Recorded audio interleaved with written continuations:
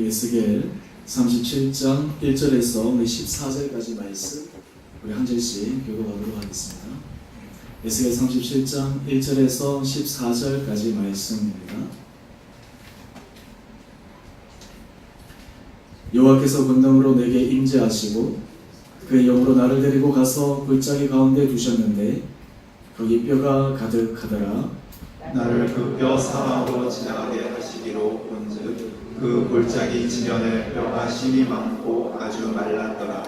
그가 내게 이르시되 인자야 이 뼈들이 능히 살 수 있겠느냐 하시기로 내가 대답하되 주 여호와여 주께서 아시나이다.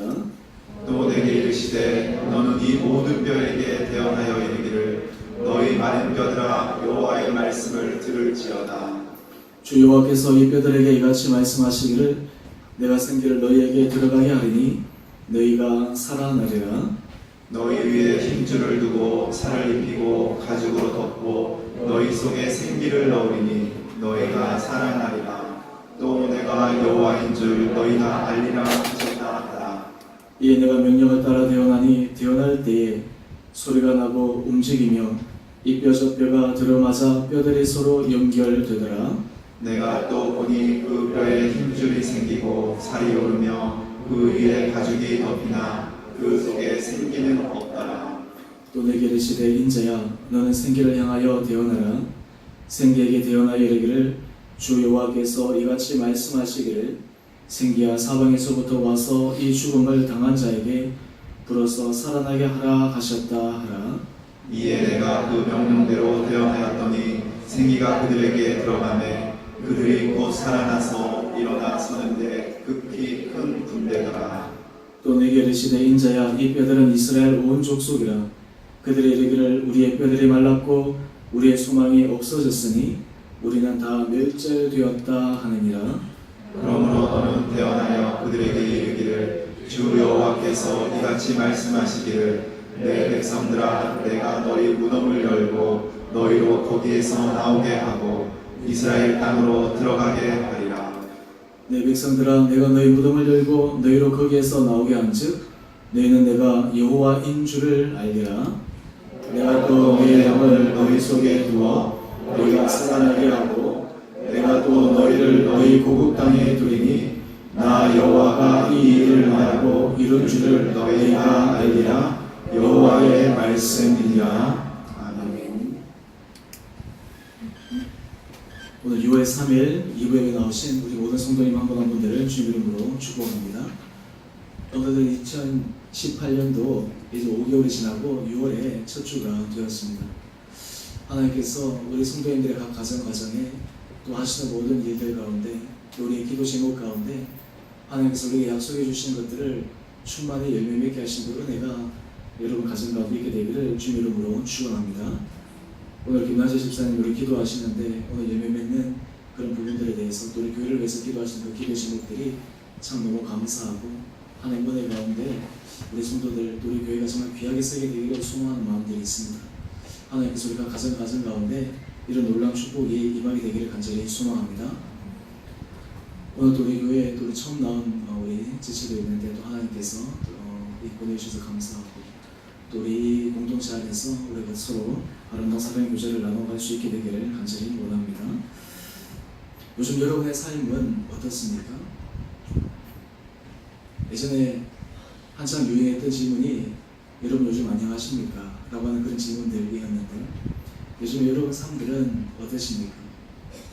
우리 성도님들의 삶의 모습들을 가만히 들여다보면 참 하나님께서 은혜의 복을 주시는 부분들도 있고 또 어떤 부분에 있어서는 참 갈급한 부분들도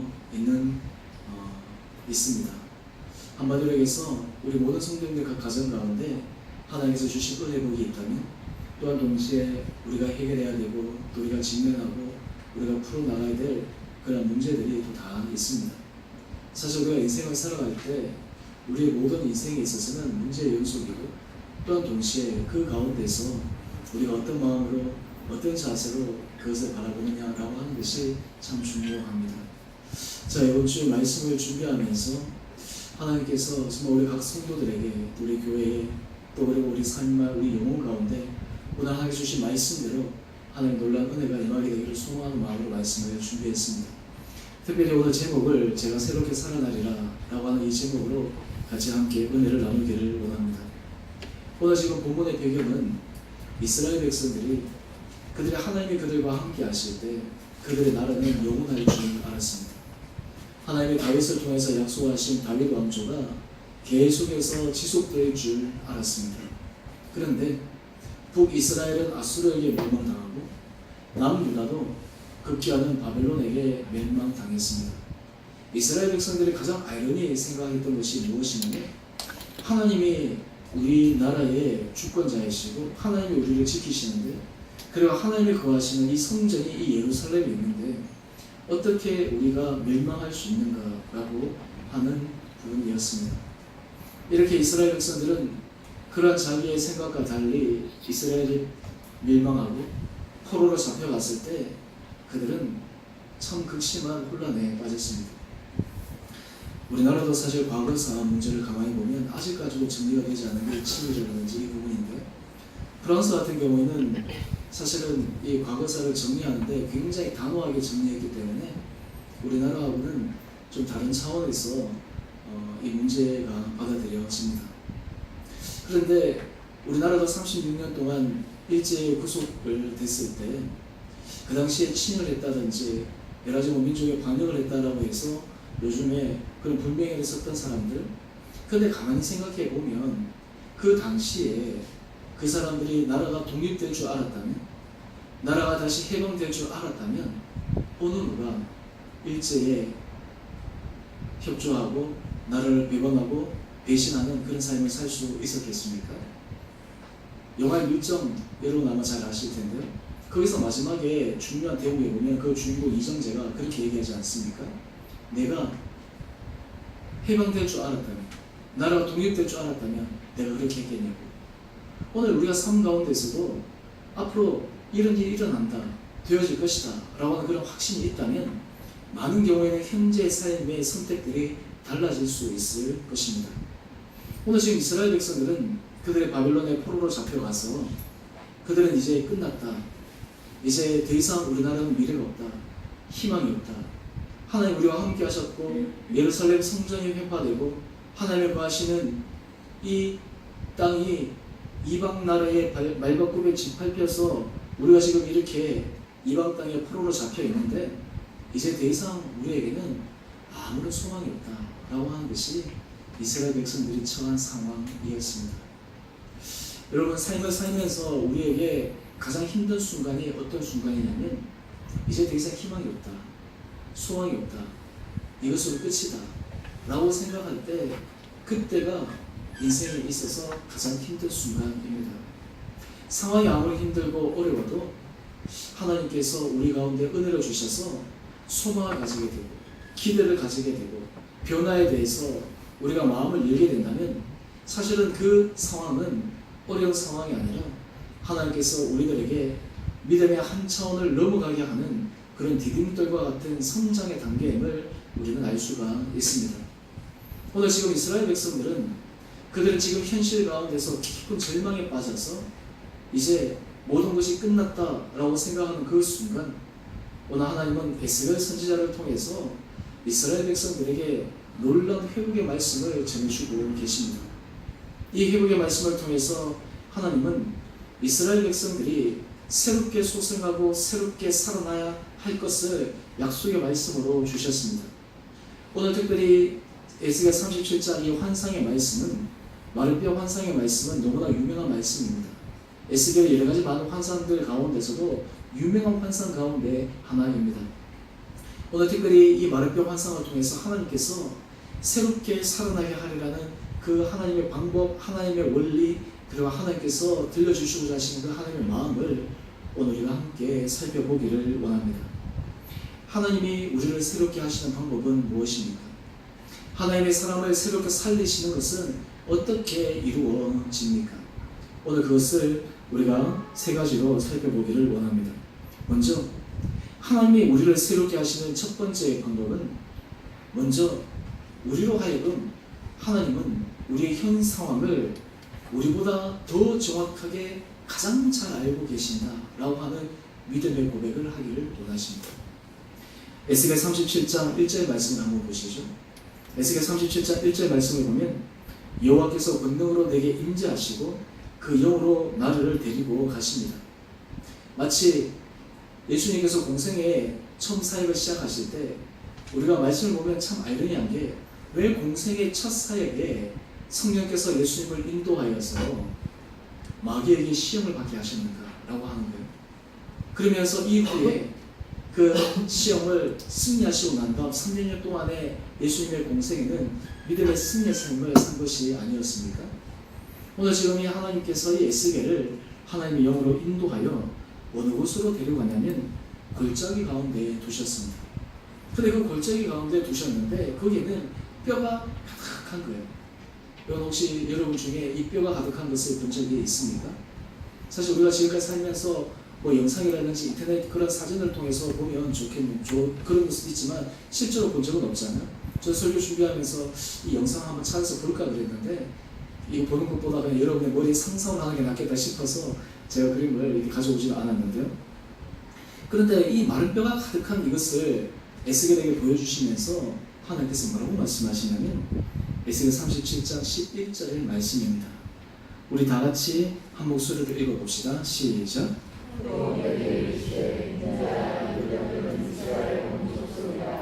그들의 의를 우리의 뼈들이 말랐고 우리의 소망이 없어졌으니 우리는 다 멸절되었다 하느니라. 아멘. 여러분 하나님은 우리의 작은 신음소리에 응답하시는 분이십니다. 우리가 절망의 순간 이 세상에서 내 마음을 알아줄 사람은 아무도 없구나.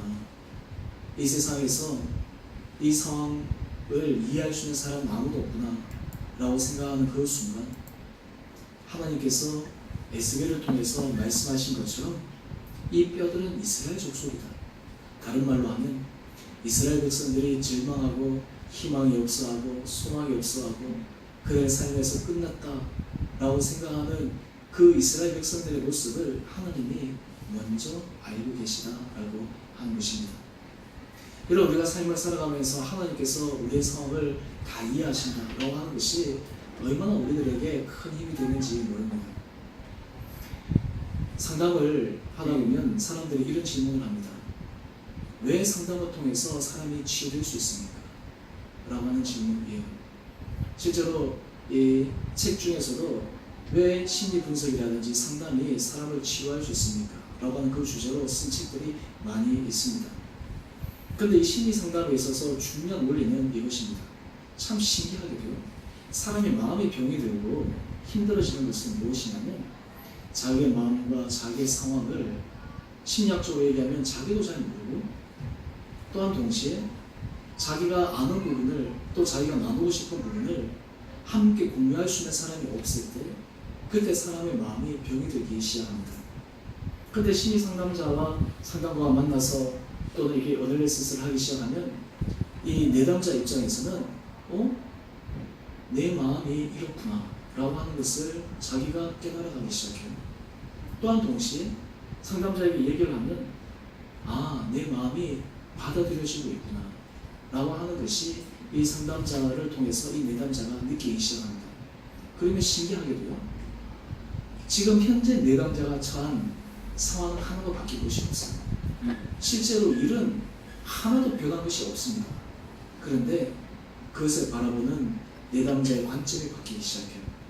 그 상황 가운데서 우울하고 힘들고 분노의 감정들이 새로운 관점으로 바라보기 시작하면서 그 마음 가운데 이렇게 여유가 생기기 시작하고 막혔던 그의 마음 가운데 이렇게 소망의 마음, 위로의 마음들이 들어오기 시작합니다. 그 이유가 무엇이냐면 바로 이 내담자가 내 말이 받아들여지고 있구나, 내 말이 수용되고 있구나 라고 하는 것을 느끼기 때문입니다. 여러분 우리가 인생 가운데서 하나님께서 우리에게 내가 너의 모든 상황을 다 안다 라고 하는 것이 어떤 의미에서 추상적으로 받아들여지는 것이 아니라 그것이 정말 우리 가운데 딱 전체전명으로 받아들이기 시작하면 그때 우리 안에 은혜를 경험할 수가 있습니다. 우리가 찬양할 때 여러분 아마 이런 경험을 해보실 텐데요.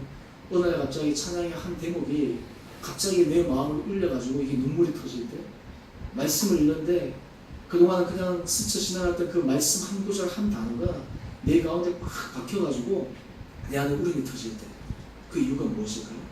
그것은 하나님께서 정말 이 상황 가운데 찬양의 가사를 통해 말씀을 통해서 나에게 이 상황을 너무나 잘 알고 계시다라고 하는 것을 하나님이 보여줄 때 우리 가운데 큰 은혜가 있습니다. 하나님께서 새로운 일을 시작하실 때 첫 번째 단계는 우리가 처한 상황을 하나님께서 가장 잘 알고 계신다라고 하는 것입니다. 오늘 특별히 에스겔 37장 2절 말씀을 보게 되면 오늘 지금 이 상황이 어느 정도 더 심각해지냐 하면요, 나를 그 뼈 사방으로 지나가게 하시기로 본즉 그 골짜기 지면에 뼈가 심이 많고 아주 말랐더라.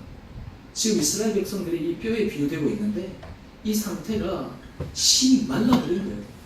그냥 완전히 뒤틀려져 가지고 이제 다시는 살아날 수 있는 그런 것을 상상할 수 없는 그런 상황이 바로 이스라엘 백성의 상황이었습니다.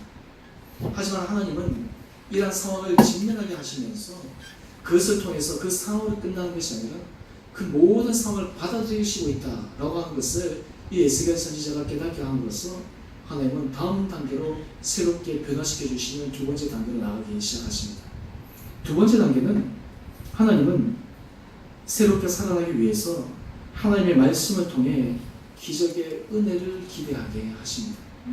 하나님께서 사람을 살리는 두 번째 방법은 하나님의 말씀을 통해 기적의 은혜가 일어날 수 있다라고 하는 것을 기대하게 하시는 거예요. 오늘 에스겔 37장 3절 상반절 말씀입니다. 그가 내게 이르시되 인자야 이 뼈들이 능히 살 수 있겠느냐. 여러분께 한번 질문해 보겠습니다. 이 뼈들이 능히 살 수 있겠습니까?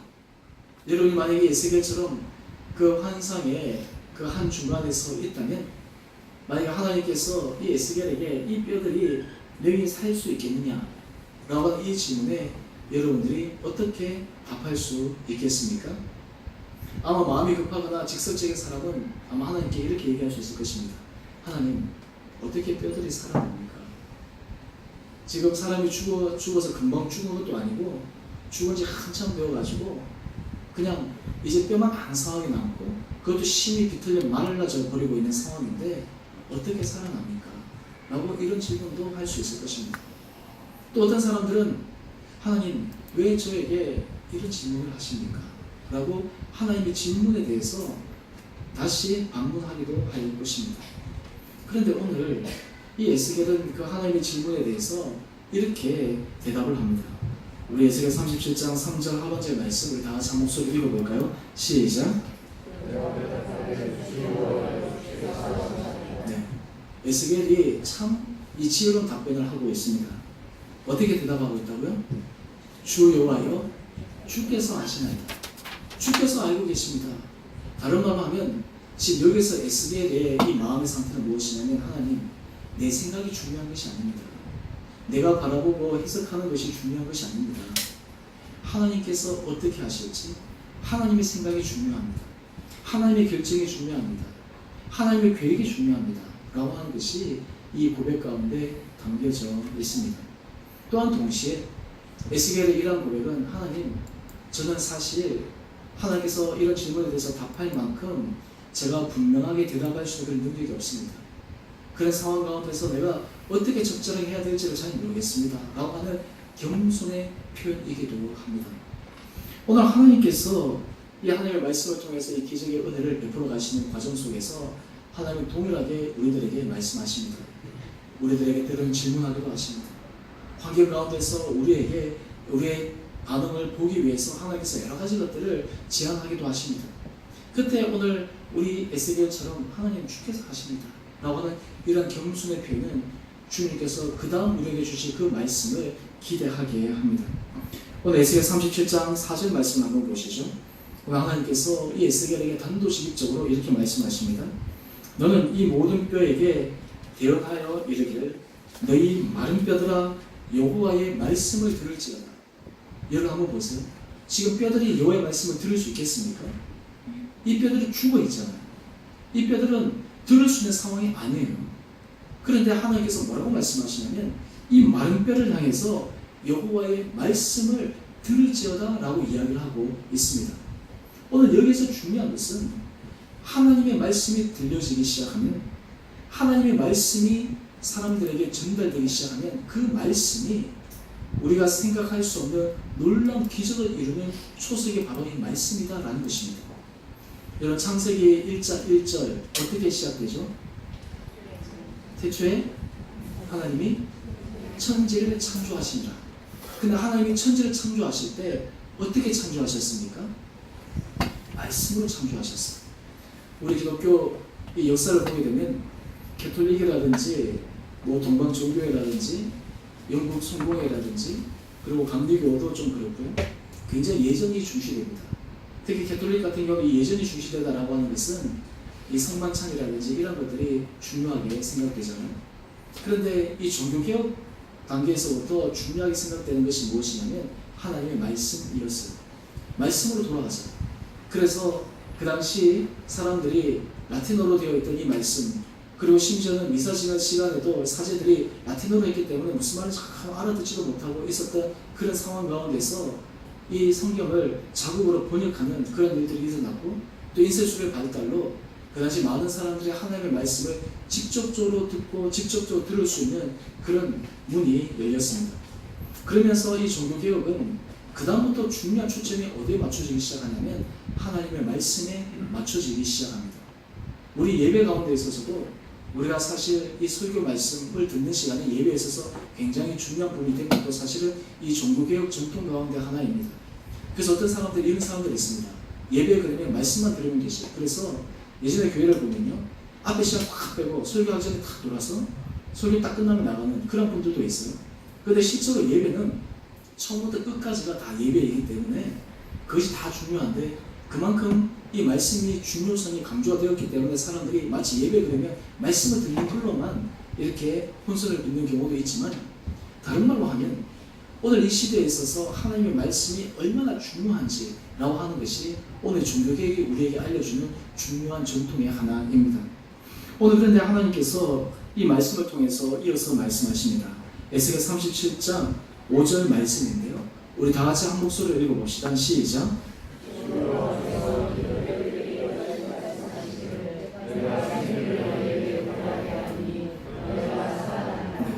지금 하나님께서 놀라운 말씀을 하고 계시는데, 내가 생기를 너희에게 들어가게 하리니 어떻게 된다고요? 내가 살아나리라. 오늘 하나님의 말씀이 들어오기 시작하면 우리가 살아나요. 교회에 처음 오시는 분들이나 신앙생활을 처음 할 때 하나님께서 내 가운데 은혜를 주신다, 하나님께서 내게 들려주신 그 말씀에 대해서 내가 조금씩 들려지고 거기에 대해서 내 마음이 하나하나 열리기 시작하면 그것이 하나님께서 역사하시는 첫걸음입니다.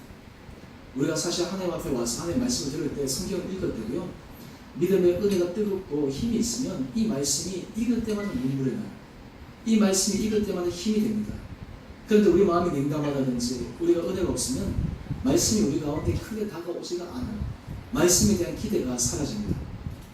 오늘 칼럼에 제가 영적 순례의 길이라고 하는 제목으로 존 번연에 대해서 제가 칼럼을 썼는데요, 이 존 번연, 이 사람은 철로 역정으로 유명합니다.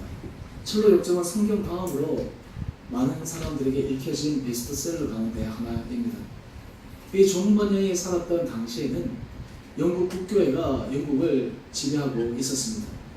그 와중에 이 종교개혁의 바람이 일어나서 독립교회, 그리고 하나님의 말씀을 중시하는 그런 교회들이 생겨나는데, 이 존 번연은 거기에 영향을 받기 시작합니다. 그런데 영국 국교회에서 그러한 모임이나 집회를 하지 말라고 금지를 내렸음에도 불구하고 이 번연이 그 모임에 지속적으로 참여하게 됩니다.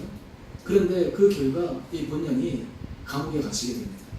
사실 존 번연이 철로 역정을 쓰고 많은 다른 귀한 책들을 썼는데요, 그 어릴 때 배경을 보면 그는 결코 이 위대한 책을 전술할 수 있는 그런 백그라운드를 훈련받지 못한 사람이에요.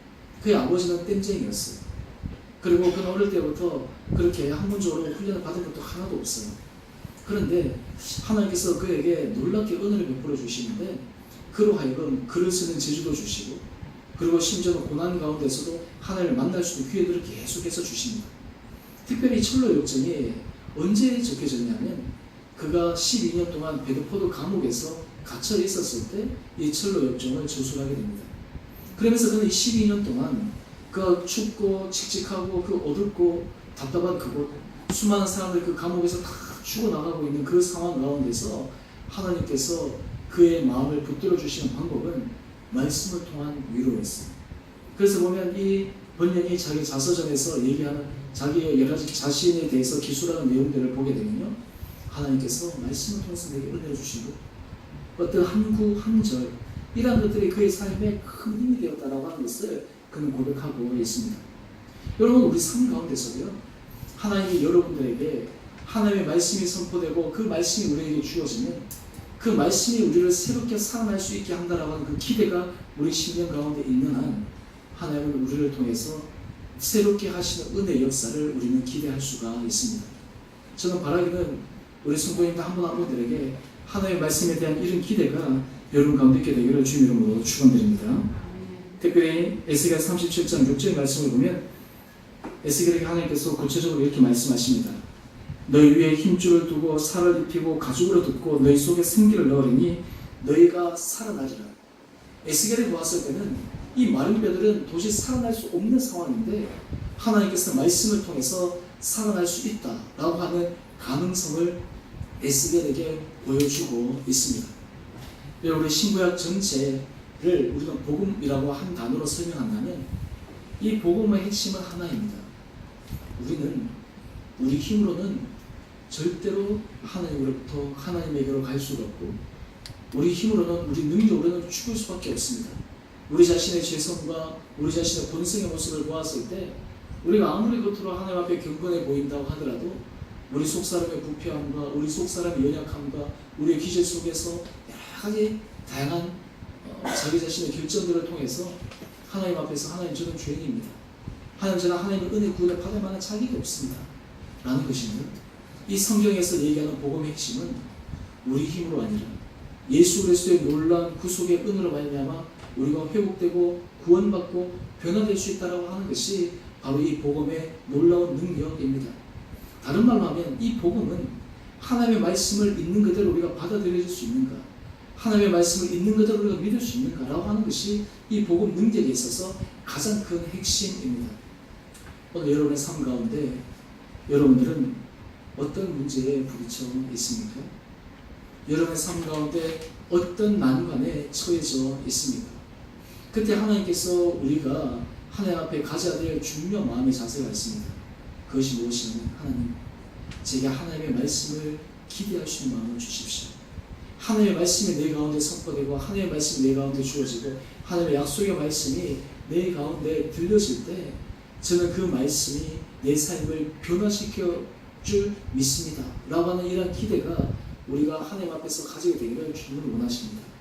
저는 바라기는 오늘 에스겔을 통해서 하나님께서 내가 이 마른 뼈를 살아나게 하리라 라고 하는 이 하나님의 말씀이 그대로 일어날 수 있다 라고 하는 그 기대감이 오늘 새롭게 살아나는 그 중요한 두 번째 포인트다 라고 하는 것입니다. 우리가 삶 가운데서 하나님의 말씀에 대한 이런 기대가 있는 한 하나님 우리를 통해서 역사하신다, 하나님이 우리를 통해서 일하신다라고 하는 이런 분명한 믿음의 확신이 있는 한 하나님은 우리를 새롭게 하시는 그 은혜의 역사에 우리가 서 있을 줄 믿습니다.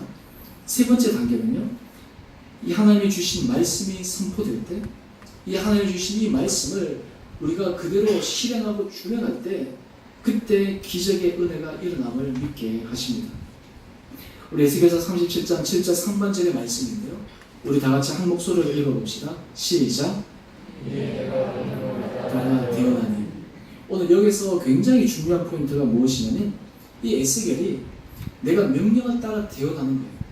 내가 명령을 따라 하나님의 말씀을 선포하는 거예요. 다른 말로 하면 하나님께서 내게 주신 그 말씀을 내가 있는 그대로 선포하는 그런 마음의 자세가 오늘 에스겔로 통해서 환상에서 마른 뼈가 놀랍게 배달되는 은혜의 역사를 보게 하는 결정적인 사건이 된다라고 하는 것입니다. 그 결과 어떻게 되었습니까? 우리가 에스겔 37장 7절에서 8절의 말씀을 한번 보시오. 이 뼈 저 뼈가 들어맞아 뼈들이 서로 연결되더니 내가 보니 그 뼈에 힘줄이 생기고 살이 오르고 그 위에 가죽이 덮이나 그 속에 생기는 없더라고. 하나님께서 말씀하신 대로 선포했더니 이 지금 뼈에 살이 붙고 뼈가 연결되고 힘줄이 오르고 서로 이제 모양이 갖춰가기 시작하는 거예요. 그런 일들이 일어나는 거예요. 여러분, 하나님께서 하시는 일은 바로 여기에 있습니다. 많은 경우에 우리는 불가능하다, 안 된다 라고 생각하는 그 순간 하나님께서 우리가 말씀을 우리에게 주실 때 그 말씀대로 우리가 선포하고 그 말씀대로 우리가 준행하기 시작하면 하나님께서 이런 놀라운 은혜의 변화가 일어날 수 있음을 우리가 기대하게 하십니다. 오늘 그 다음 에스겔 37장 9절에서 10절 말씀을 보게 되면요, 이제 어느 정도 그 틈 갖추어졌어요. 그런데 아직 생기가 들어오지 않아요. 여러분, 우리가 하나님께서 우리를 통해서 일하실 때 이 과정이 우리에게 제일 힘든 것 가운데 하나가 무엇이냐면, 우리가 생각하는 그 계획과 우리가 생각하는 그 프레임대로 일이 제대로 진행되지 않을 때예요. 다른 말로 하면, 하나님, 우리는 지금 이렇게 생각하고 이렇게 빨리 진행돼야 되는데 이게 생각보다 빨리 되지 않네요 라고 할 때가 우리 마음이 제일 답답할 때예요. 그런데 하나님께서 어떤 일을 해나가실 때는 하나님은 단계가 있었어요. 프로세스가 있었어요. 사도 바울이 로마서 8장 28절 하나님을 사랑하는 사람 곧 그 때때로 부르심을 입은 자들에게는 모든 것이 합력한 선을 이룬다 라고 말씀하시잖아요. 오늘 하나님께서 우리들을 통해서 합력한 선을 이루어가는 그 프로세스를 우리가 믿기 시작하면 때로는 순간 하나가 딱 변화되지 않다 하더라도 하나의 프로세스 되어지는 과정 속에서 하나님께서 하신다라고 하는 그 믿음의 기대를 우리가 할 수 있게 된다라고 하는 것입니다. 오늘 에스겔 37장 9절에서 10절 이하의 말씀을 한번 보십시다. 하나님께서 이어서 에스겔에게 말씀하십니다.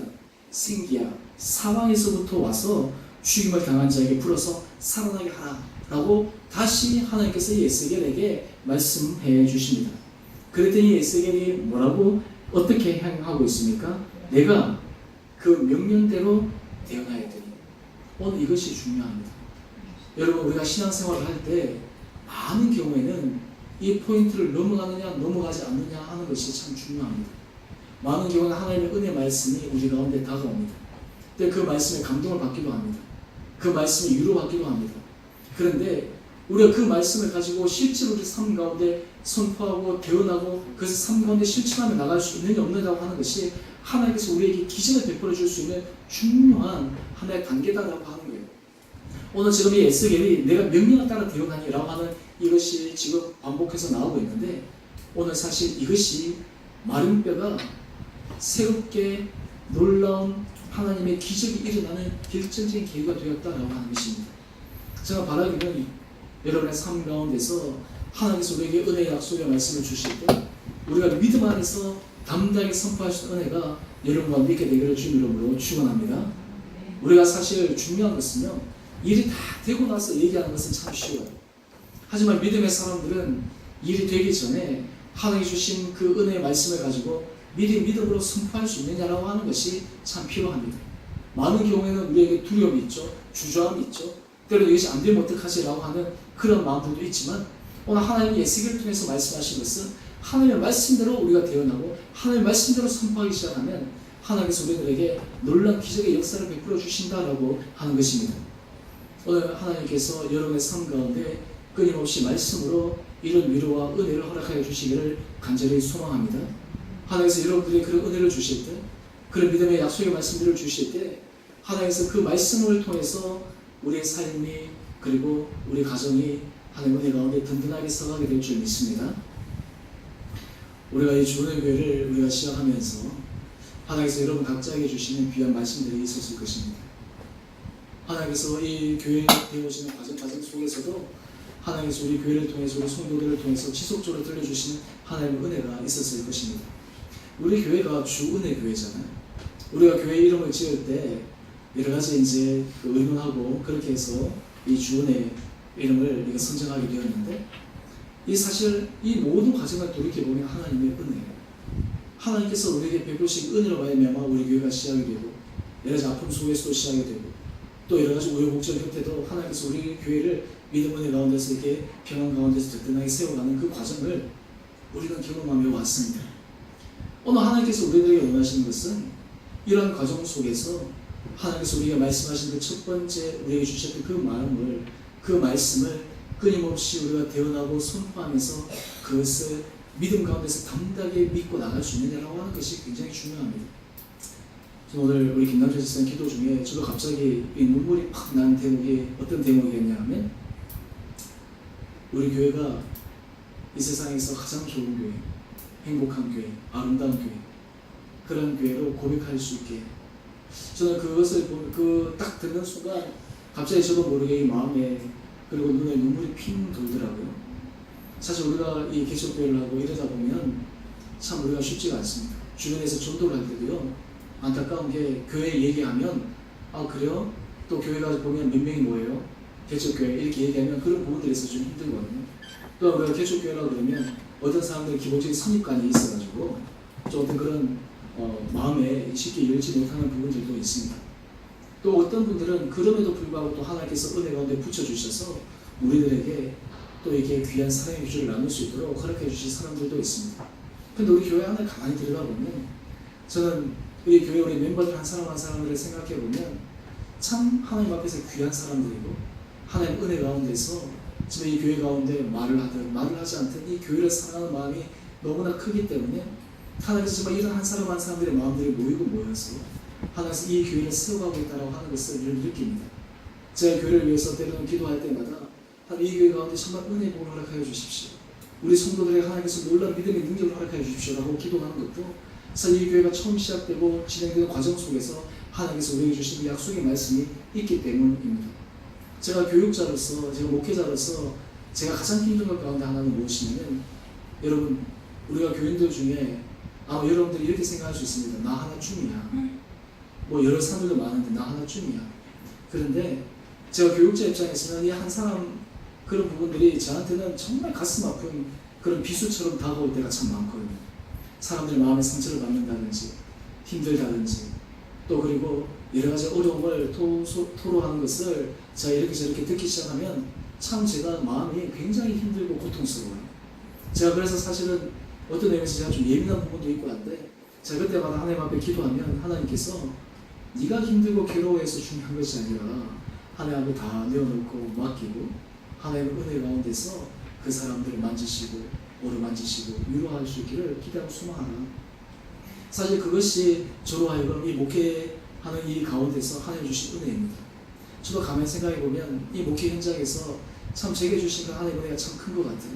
제가 어렸을 때부터 보면 기성교회에서 자라고 또 그리고 이 가정 분위기도 그런 기성교회에서 쭉 자라다가 이런 개척교회 하나에서 청부들이 할 때 한 영혼에 대한 소중함들을 제가 이 목회 현장 가운데서 이렇게 배워나가면서 정말 하나님께서 이 나를 이 가운데서도 배워나가게 하시고 훈련시켜 나가게 하시고 또한 동시에 우리 성도들 한 사람 한 사람들도 이 교회를 통해서 만지시고 훈련시키시고 정말 이 다듬어 가시는구나라고 하는 것을 느낄 때 우리는 더 큰 기대 소망들을 가지게 됩니다. 여러분 중요한 것은 오늘 하나님께서 우리에게 말씀하시는 그 말씀 하나님께 들려주신 그 약속의 말씀이 우리가 삶 가운데서 구체적으로 선포되고 그것이 삶 가운데 실천되고 준행될 때 하나님은 우리들에게 놀라운 은혜의 역사를 이루실 줄 믿습니다.